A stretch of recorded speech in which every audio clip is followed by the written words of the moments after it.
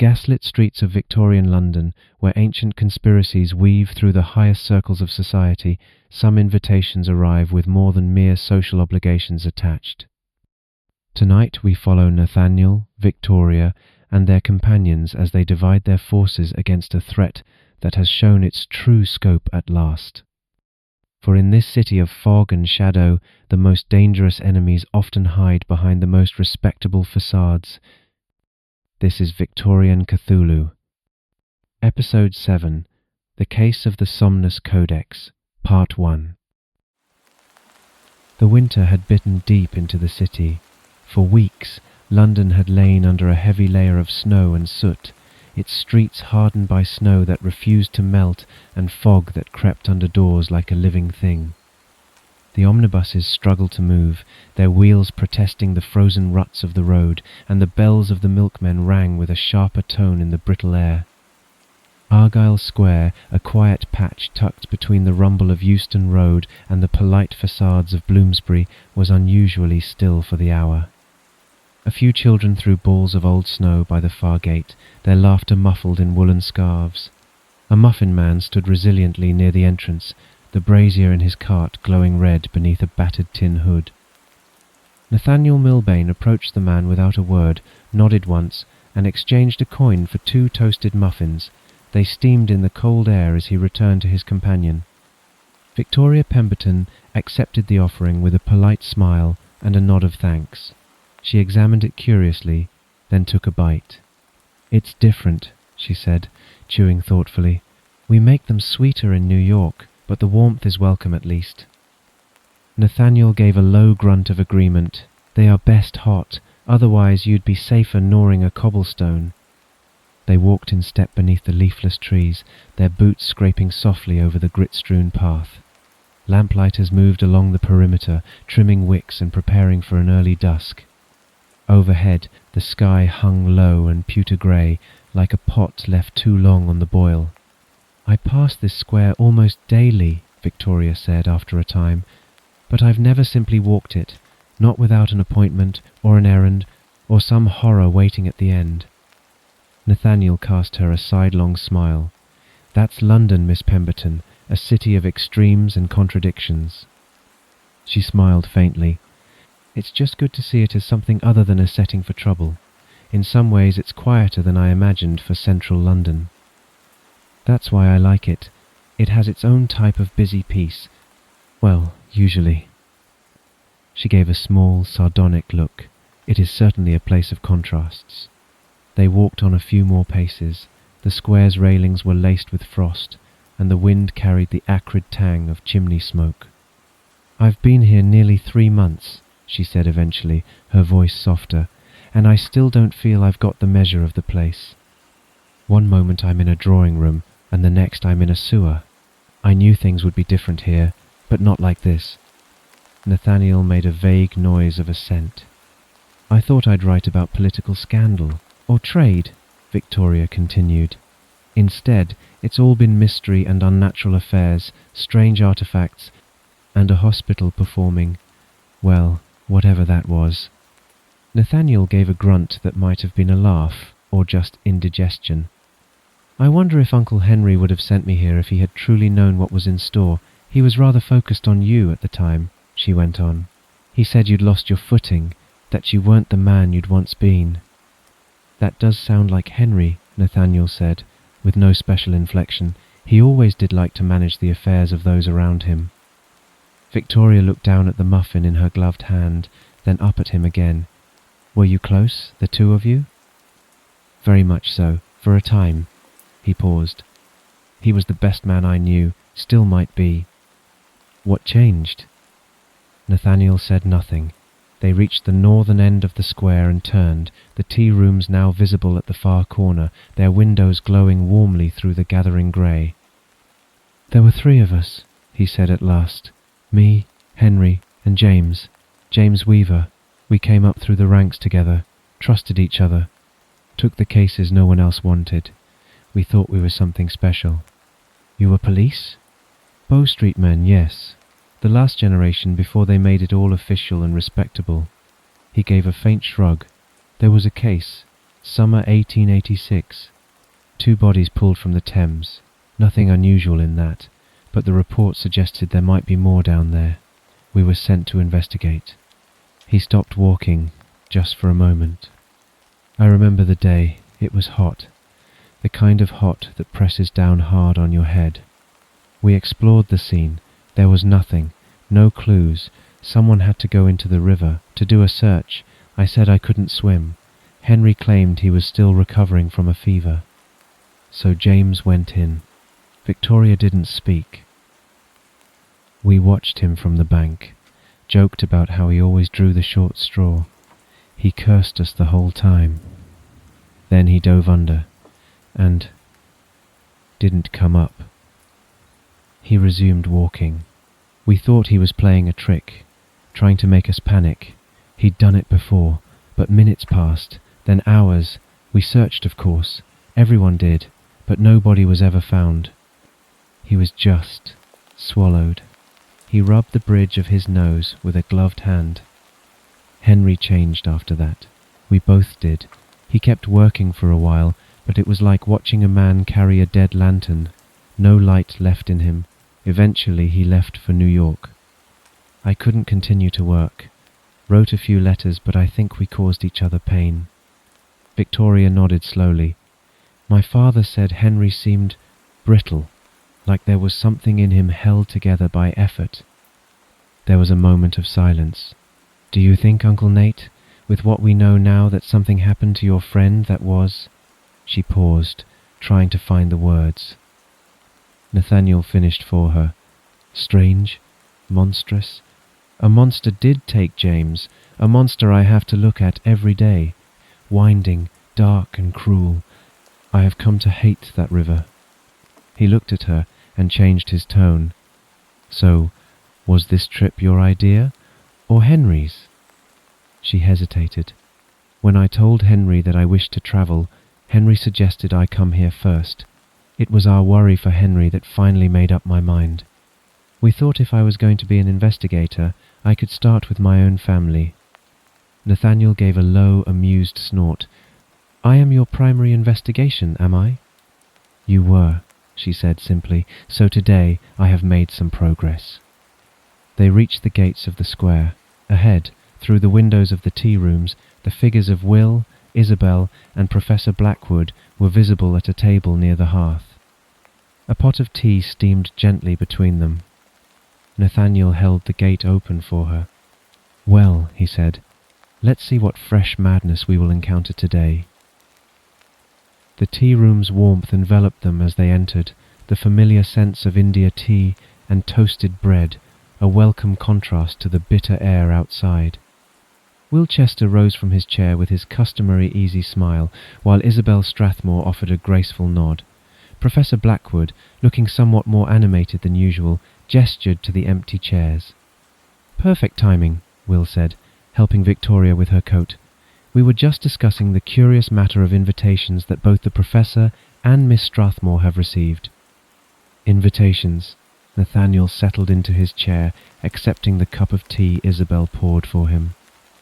Indeed, Professor Blackwood said, producing an elegant card from his waistcoat. From Dr. Harvey himself, it seems the Suscitat Foundation is hosting a fundraising gala this week at the Foundation's hall, Suscitat House on Tower Hill. Victoria examined the invitation, frowning as she read. Wait, the Suscitat Foundation? We'd never even heard of this organization until a week ago, and now suddenly 2 of you are receiving invitations. Nathaniel's expression grew serious. That's deeply concerning. And from Dr. Harvey, you say, is he connected to this foundation in some way? He doesn't say so in his letter, said the Professor, but I suppose it's implied. My invitation is not so surprising, added Isabel. I receive countless invitations to galas, balls, and parties, usually on the expectation I will donate some amount of money. Victoria took the card from the Professor. The Suscitat Foundation invites you and your guest to our fundraising gala and exhibition of cultural and historical artifacts of significance. They paused for a moment as the waitress came and freshened their table pot. Blackwood shifted uncomfortably. There is a matter outstanding between Dr. Harvey and myself. The book I bought at auction on his behalf ought to have been passed to me by now to donate to the museum. It is a very interesting text, and if I go to this gala, it would be an excellent opportunity to discuss the arrangements. If Harvey is involved with this foundation, Nathaniel said flatly, then we have to assume that he is untrustworthy. I think you should be wary of this text, Professor, unless you know precisely what it contains. Victoria's journalistic instincts sharpened. I agree with the Professor that this is an opportunity. We've been seeking more information about the Foundation's activities. A social gathering might provide access we couldn't obtain through official channels. Dangerous, Will observed, but potentially rewarding. If Victoria and I were to attend as guests, we might learn a great deal about their operations, Isabelle mused. 2 young single women should find it easy to navigate the gentlemen for information. She gave Victoria a grin, though worry flickered in her ethereal manner. If I am to accept this invite, I certainly do not wish to go alone. These sorts of gatherings can be quite dull by yourself. If you're both occupied at the gala, that leaves the rest of us free to pursue other avenues of investigation, Will said, his logical mind already calculating possibilities. Such as? Blackwood inquired. Nathaniel and Will exchanged glances. The Chapel of St. Joseph, Nathaniel said. With the Foundation's attention focused on their gala, it would be an ideal time to conduct a more thorough examination of the premises. You mean to break in? Blackwood's academic sensibilities were clearly wrestling with the practical necessities of investigation. I prefer to think of it as unauthorized research, Will said with a grin. Besides, we have every reason to believe the Foundation's activities there are far from legitimate. Then we're decided, Nathaniel said finally. Miss Pemberton and Miss Strathmore will attend the gala while Mr. Chester and I investigate the chapel. Professor Blackwood, your presence at the gala would be natural, given your connection to Dr. Harvey. Of course, Margaret and I were planning to attend in any case. Excellent. We'll coordinate our efforts for this week. Nathaniel pulled out his pocket watch. We have a few days. Will and I should be able to make a plan before then. As they began to rise, Victoria turned to Isabelle with a suddenly bright expression. Oh, Isabelle, I've just realized I haven't the faintest idea what one wears to a proper London society gala. My wardrobe tends toward the practical rather than the fashionable.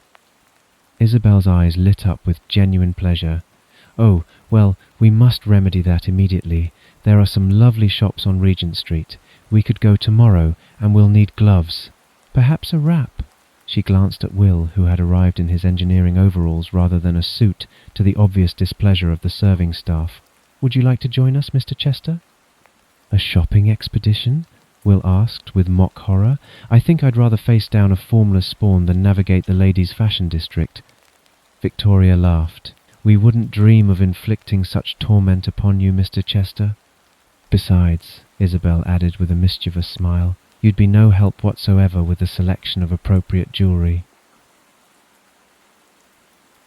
Suscitat House occupied a proud position along the eastern edge of Tower Hill, its austere architecture a quiet challenge to the historic weight of the tower nearby. Carriages deposited their passengers in swift succession, where liveried footmen directed guests through broad doors framed by fluted pillars. The building projected wealth, respectability, and the sort of institutional permanence only carefully curated power could achieve. Victoria and Isabelle approached arm in arm. Victoria wore a fine evening gown, deep blue silk trimmed with subtle embroidery, while Isabelle, in a pale grey dress that shimmered like moonlight, looked more spirit than woman beneath the lamps. They presented their invitation to a steward, whose demeanour was polished to perfection, though Victoria noted how his eyes lingered on Isabelle with an intensity bordering on reverence. The interior hall had the academic grandeur one might more readily associate with the British Museum rather than a private society. Crystal chandeliers cast warm light upon polished mahogany panelling. A string quartet played in the foyer, and artfully arranged displays of cultural artifacts gave the reception rooms the air of a private museum.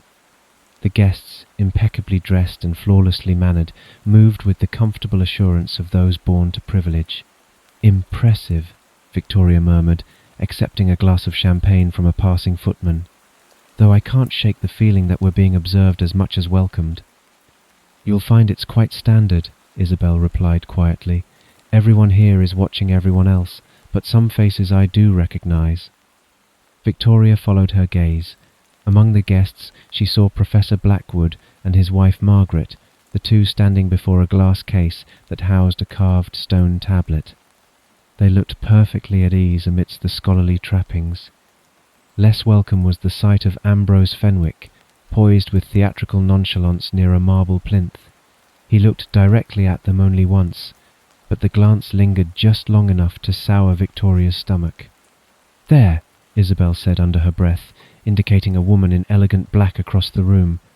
"That's Evelyn Popescu, a fortune-teller. Last I heard, she worked the Brighton circuit." Victoria studied her. "Another sensitive?" Isabelle gave a slight nod. "Yes, her presence is unusual. Fenwick's attendance is understandable. He's wealthy and vain, but Evelyn makes her living with palm readings and hosting table-turning sessions. And she's not the only one. I see at least 3 others here who, let's say, are touched. An unusual guest list for a charity gala." Victoria's thoughts were interrupted as she noticed Dr. Harvey moving across the room with practiced grace. He approached Miss Popescu, engaged her briefly, and then gestured toward a door on the far side of the chamber, tall, panelled, and flanked by 2 understated attendants. Evelyn looked uncertain, but after a moment's hesitation, followed him beyond. "Did you see that?" Victoria asked quietly. "I did. Perhaps they are old acquaintances," Isabelle said, though her tone suggested she did not believe it. Victoria's reply was forestalled by the approach of Ambrose Fenwick. His stride was deliberate, his expression unreadable, but there was something unpleasantly fixed in his gaze. "Lady Strathmore," he said with a formal bow, "you surprise me. I had not taken you for one who frequents the glamorous halls of high society." "Mr. Fenwick," Isabelle's tone was frosted glass, brittle but unyielding. "One might say the same of you." He offered a thin smile. "Then we are both indulging in novelty. Still, it is fortunate we should meet." There was a subtle stress on fortunate that made Victoria glance sideways. "I take the opportunity to remind you," Fenwick continued, "that you remain in possession of something which does not belong to you. I shall require its return without further delay." Isabelle's expression did not shift, but something imperceptible altered in her bearing. "Your last encounter with that object was disruptive. I am not yet persuaded that returning it would serve the greater good." Fenwick's voice remained smooth, but its undercurrent had darkened. "Let us hope, then, that persuasion is not required. It would be a pity if this pleasant evening were to become less agreeable." Victoria spoke before Isabelle could reply. "I imagine you already have a sufficient number of adversaries, Mr. Fenwick. Best not to court another." Whatever might have followed was interrupted by the arrival of Dr. Harvey, whose presence carried the ease of a man entirely at home. His pale eyes flicked quickly between Isabelle and Fenwick. "Mr. Fenwick, how good of you to come. I trust you are enjoying the exhibits?" "They are stimulating," Fenwick replied. "Excellent. Might I tempt you with a private viewing? We've acquired a few pieces not yet ready for general display. I believe they would fall squarely within your particular interests." Fenwick's eyes narrowed slightly. "A private viewing?" "Just beyond," Harvey said, gesturing to the same door through which Evelyn Popescu had vanished. "A quieter setting and fewer distractions." Fenwick gave a faint nod. "Lead on." As the 2 men departed through the tall doors, Victoria turned sharply to Isabelle. "Evelyn went through that door 10 minutes ago. I've yet to see her return." "You're right," Isabelle said, her voice now a whisper. "If Fenwick doesn't come back either, then something is very wrong." "Well," Isabelle said with a brighter tone, "there is no reason why we cannot enjoy ourselves and watch the door at the same time. I am sure there are some eligible gentlemen here who would be quite pleased to pay us some attention." She paused, lifting her glass to her lips. "Unless, of course, there is already a gentleman in London who has caught your eye." Victoria's only answer was a smile. She linked her arm through Isabelle's and led her into the now busy hall, mingling with practiced ease, all the while keeping one eye discreetly on the door. The chapel of St. Joseph stood silhouetted against the darkening February sky, its ancient stones black with age and London's perpetual grime. From their position behind a weathered monument in the adjacent graveyard, Nathaniel and Will had an excellent view of the building's entrances while remaining concealed among the shadows of tilted headstones and overgrown yew trees. "Thought it would be quieter," Will murmured, adjusting his position to get a better view of the chapel's side entrance, "but there's been a steady stream of activity for the past hour." Nathaniel checked his pocket watch in the faint moonlight. 7:30. The gala should be well underway by now. They had been watching for over an hour, and the level of activity around the supposedly abandoned chapel had been far more extensive than either had anticipated. Several carriages had arrived at irregular intervals, their occupants entering through what appeared to be a service door that opened onto a narrow lane behind the building. "I am glad," Will said, as he shifted his weight behind the gravestone, "that the ladies are not with us. I worry that Miss Pemberton puts herself at risk far too often." "I worry for both of them," Nathaniel said. "Of course, both of them." Will suddenly seemed keen to change the subject. "Look there," he said, pointing toward the chapel's rear entrance. "Another arrival." A hansom cab drew up to the curb, and a familiar figure stepped down onto the pavement. Even in the dim gaslight, the tall, severe silhouette was unmistakable. "That's Nurse Langley," Nathaniel said grimly, "dressed in civilian clothes, but there's no mistaking that bearing." The former sanatorium nurse approached the service entrance with the confident stride of someone who belonged there. The door opened before she even reached it, and she swept inside with the unmistakable authority of someone in command. "So our friends from Staplehurst are involved in tonight's activities," Will observed. "That connects the sanatorium conspiracy directly to the Foundation." "Indeed, and if Langley is here, we can assume this is more than a simple meeting." Nathaniel studied the building intently. "The question is, what exactly are they preparing?" The next 2 hours unfortunately gave them more questions than answers. A procession of carriages arrived at irregular intervals, each one depositing a solitary figure, or occasionally a pair, to be met by a waiting attendant and escorted swiftly toward the rear entrance.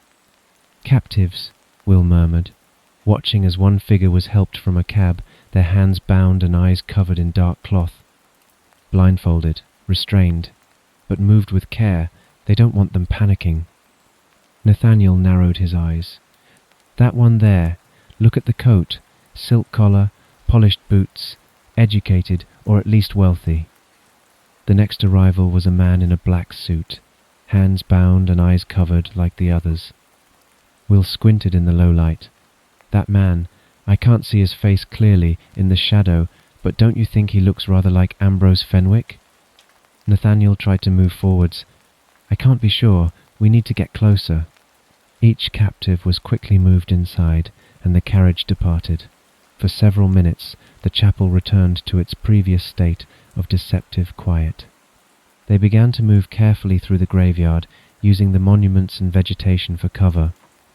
The chapel's ancient stones seemed to absorb the moonlight, creating deep pools of shadow that aided their approach. As they drew nearer, faint sounds became audible from within the building, the murmur of voices and the occasional sound of movement. "There," Will pointed to a small window near the ground level. "Basement access, if we can reach that without being seen." They crept forward, the frost-hardened earth crunching softly beneath their feet. The window was partially boarded over, but gaps between the planks provided a view into the space below. What they saw made them both freeze. The basement had been transformed into something between a prison and a dungeon. The captives sat in small cages, still blindfolded, but no longer bound. Candles provided the only illumination, casting dancing shadows on stone walls that seemed to writhe in the flickering light. "This is it," Nathaniel whispered. "Whatever they've been planning, it's happening tonight." They needed to learn more, but they also needed to warn Victoria and Isabelle. The problem was that any movement away from their position would expose them to observation from the chapel's watchers. That decision was made for them when footsteps approached from behind and a calm voice said, "Gentlemen, please remain very still." Victoria observed the shifting patterns of conversation with growing unease. The gala, outwardly flawless, had begun to feel choreographed in the wrong direction.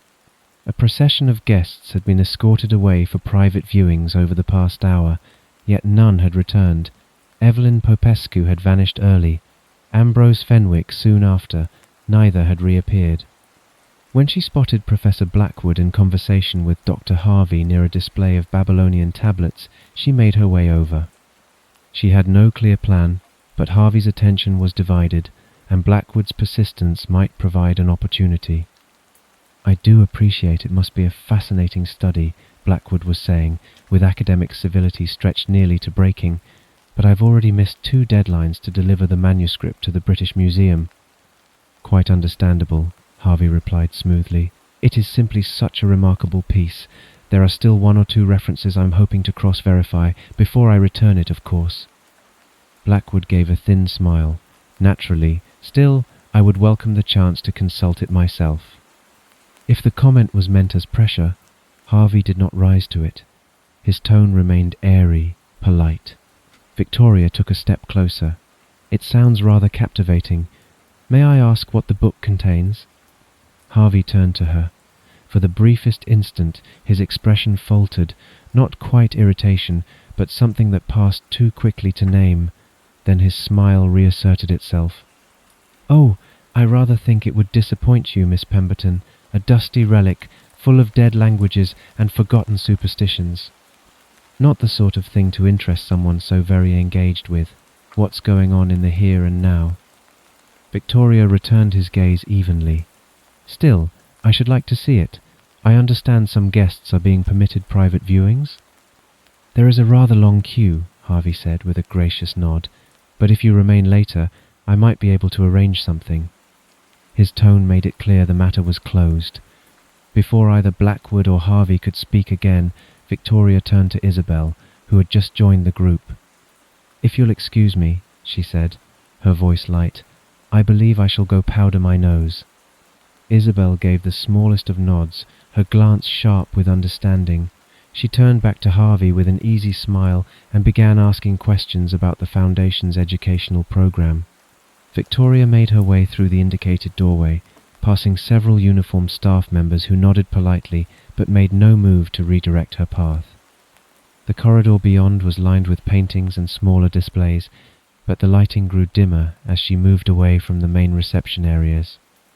She found the artifacts room at the end of the corridor, a large chamber filled with display cases containing objects that ranged from the beautiful to the deeply unsettling. Ancient weapons shared space with carved masks, crystalline formations, and books bound in materials she preferred not to identify. But it was the central display that drew her attention immediately. The Somnus Codex lay open on a lectern beneath a focused gaslight, its pages cluttered with dense blocks of text in multiple languages and scripts. Notes, which she assumed were Harvey's, were stacked neatly by its side. Victoria stepped closer, drawn less by curiosity than by a strange reluctance to remain at a distance. Up close, she could see the confusion of alphabets more clearly. Some had the look of ancient Greek, others a type of Latin distorted almost past recognition. One passage, in no script she could identify, seemed to resist focus, not moving precisely, but slipping from comprehension like a word glimpsed in a dream. Marginalia crowded every available space, tight and meticulous, both written notes and twisted diagrams, their geometry just shy of coherent, as if they hinted at forms that couldn't be truly rendered on paper. More than once she had the impression she was looking at something upside down or inside out, though the page remained still. The room around her felt subtly altered. The light above the lectern was warm, but it gave the surrounding shadows a brittle, paper-thin quality. The air seemed drier here, the silence deeper, as though the codex absorbed sound as easily as it absorbed meaning. The book didn't feel ancient in the usual way. It didn't invite reverence. It suggested secrecy of a more malignant kind, not knowledge hard-won, but knowledge that had never meant to be found. The sound of approaching footsteps in the corridor made her freeze.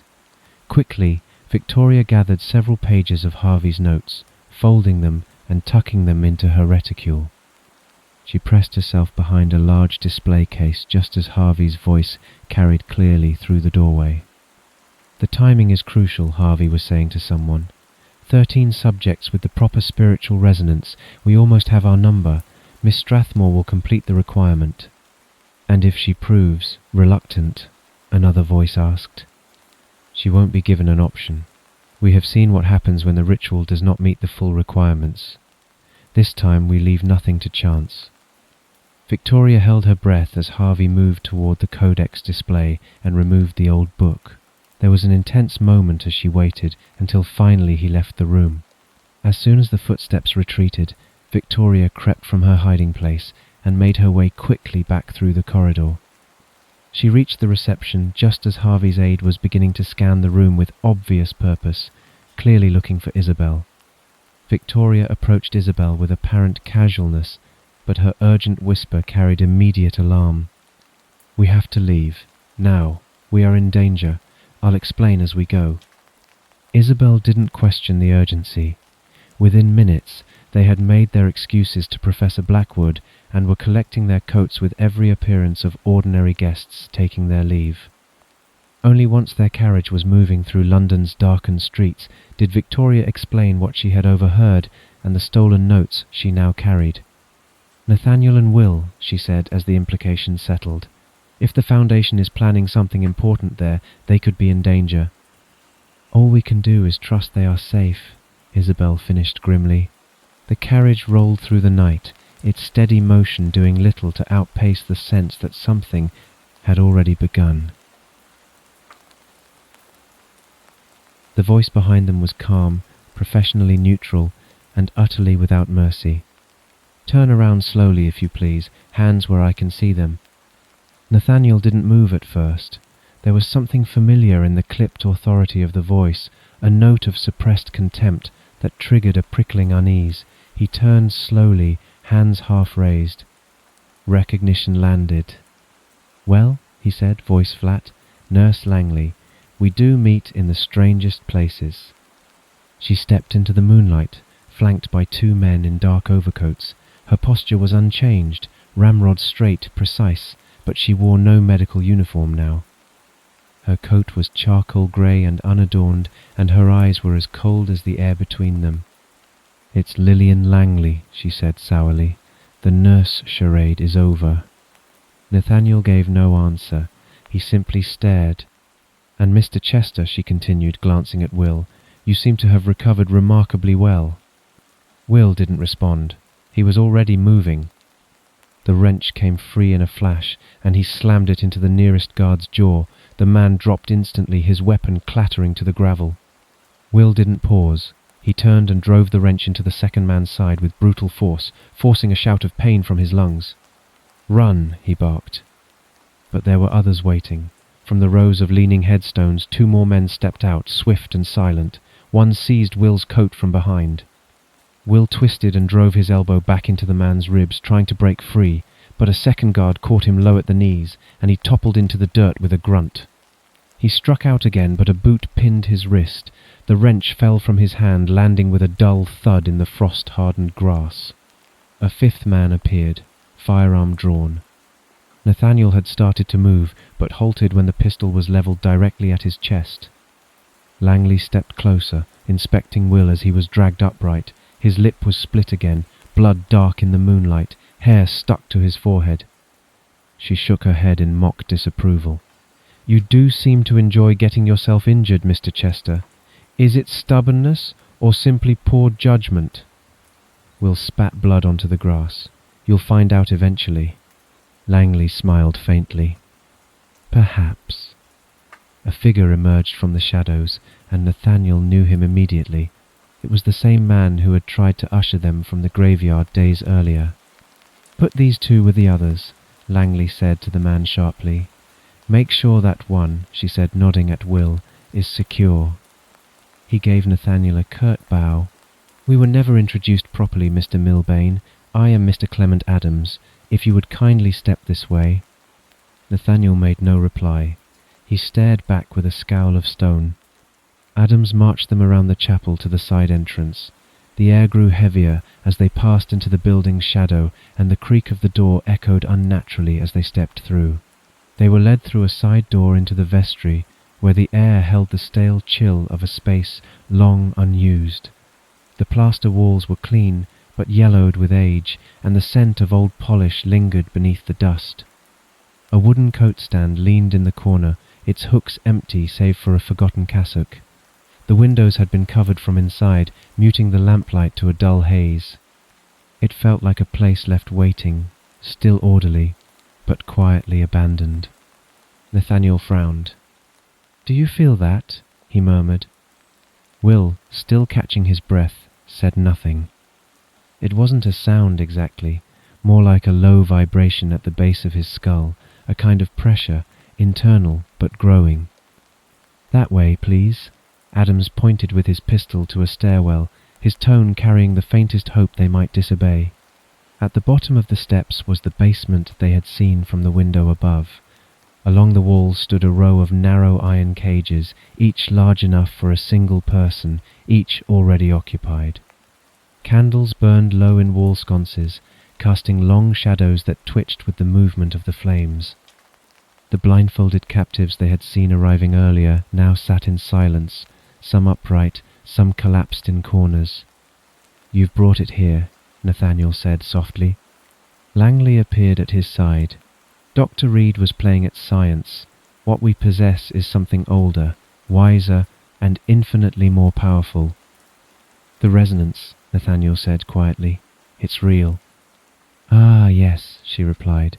"You have already experienced the crystal shard of Nakai, and you've dabbled in a ritual, enough to attune to the resonance it emits.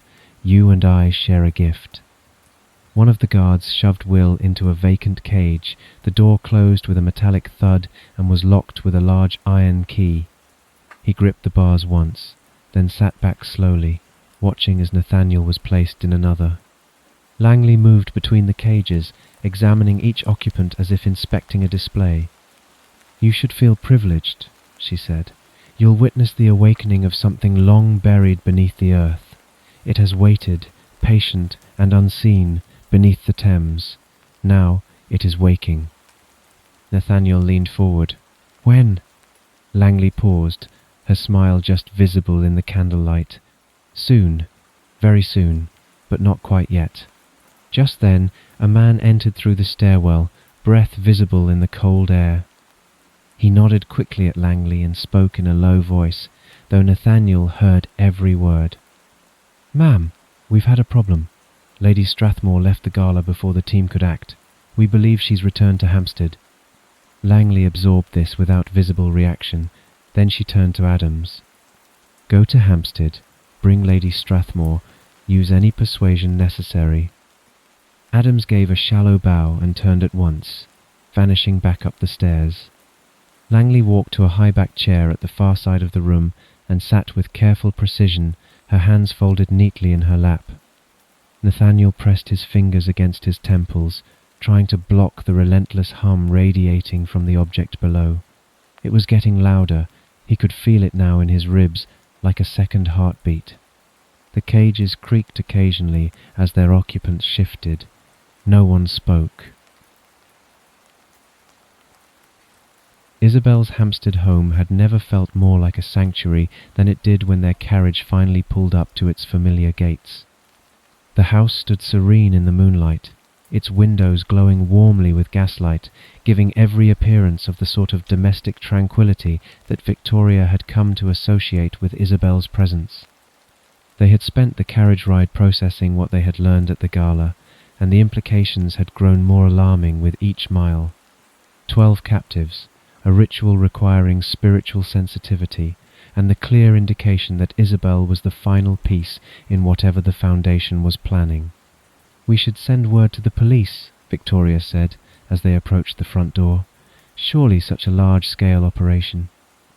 would be dismissed as the hysteria of overwrought women, Isabelle finished grimly, and by the time we convinced anyone to investigate, it would be too late. Isabelle unlocked the door with hands that trembled only slightly. Besides, what could we tell them? That a respected medical foundation is planning a supernatural ritual? They'd assume we'd been reading too many sensation novels. The house felt different as they entered.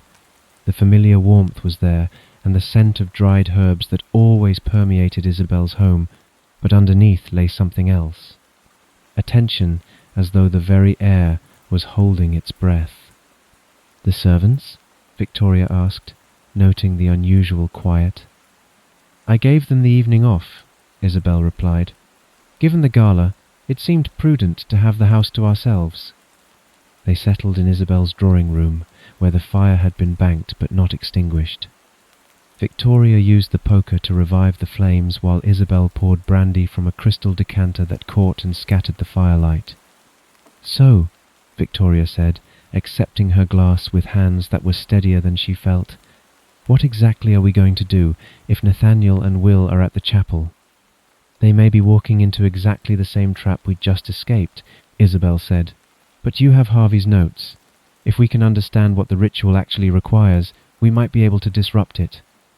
Victoria spread the papers she had taken from the artifacts room across Isabelle's tea table, arranging them in the firelight for better examination. "Here," she said, pointing to a particular passage. "Harvey writes about the awakening of the dream spawn and the need for 13 spiritually sensitive conduits. But look at this marginal note." Isabelle moved closer, her unusual eyes scanning the text.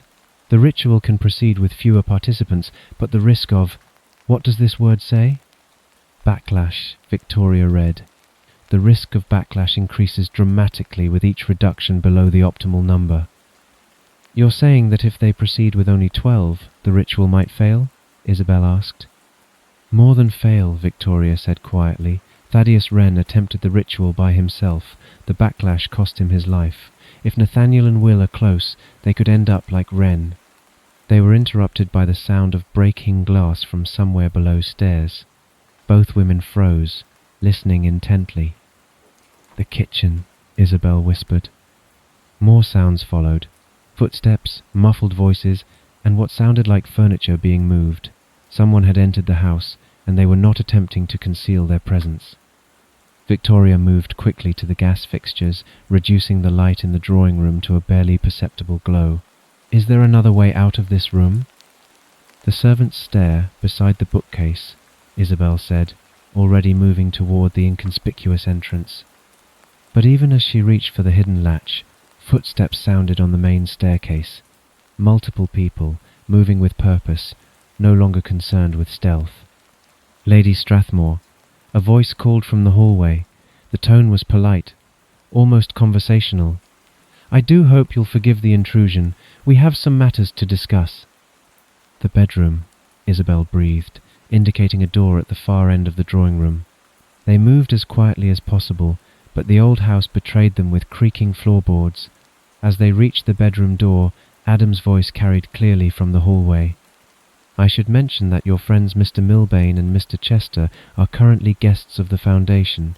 Their continued well-being depends rather heavily on your cooperation." Victoria felt her heart sink.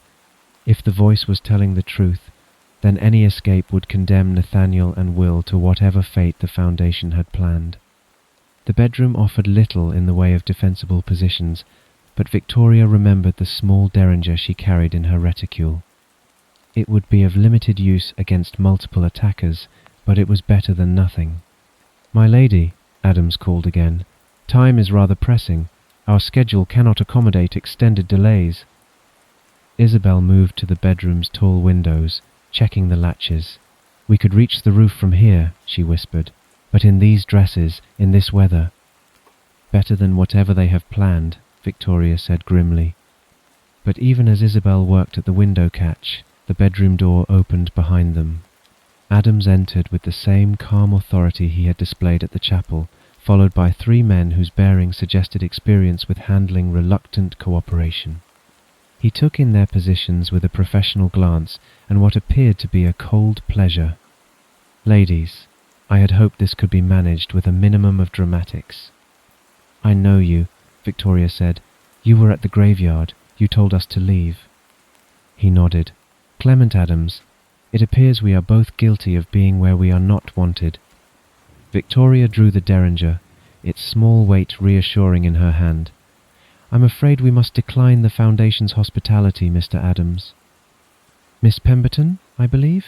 We are here only for Lady Strathmore. Her presence is vital. Yours is not required. I suggest you step aside before there is an unfortunate accident. What do you mean by vital? Let's just say we have an event planned, and Lady Strathmore has an important role to play.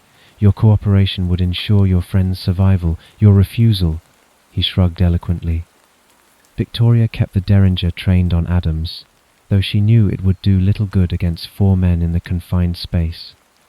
The standoff lasted a moment, the only sound the whisper of wind against the windows and the distant crack of settling timbers. Then Adams stepped forward to take Isabelle by the arm, obviously not intimidated by Victoria's weapon.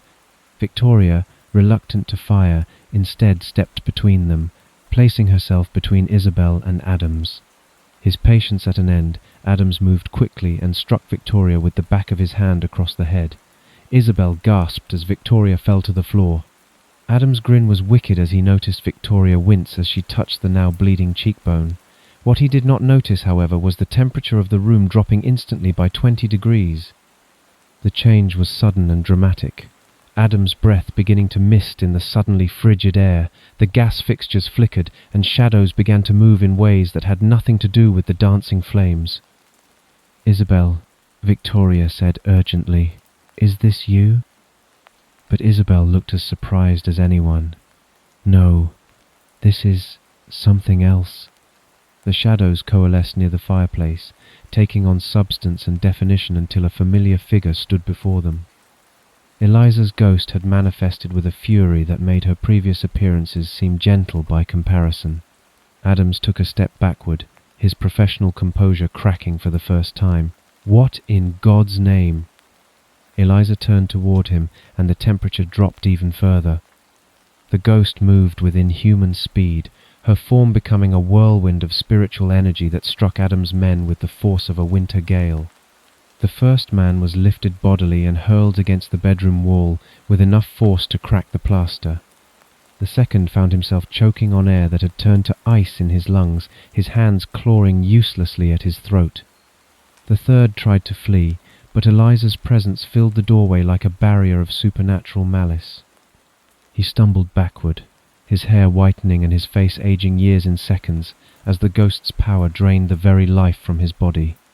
Adams himself backed against the far wall, his earlier calm completely shattered. "You don't understand," he gasped. "The ritual. It must be completed." Eliza advanced on him with deliberate intent, her form now wreathed in what appeared to be spectral frost. Where her presence touched, the wallpaper curled and blackened, and the very air seemed to freeze. Adams made one final attempt to reach the door, but Eliza's power struck him like a physical blow. He collapsed, his face locked in a horrifying grimace burnt by supernatural ice. The silence that followed was thick and total.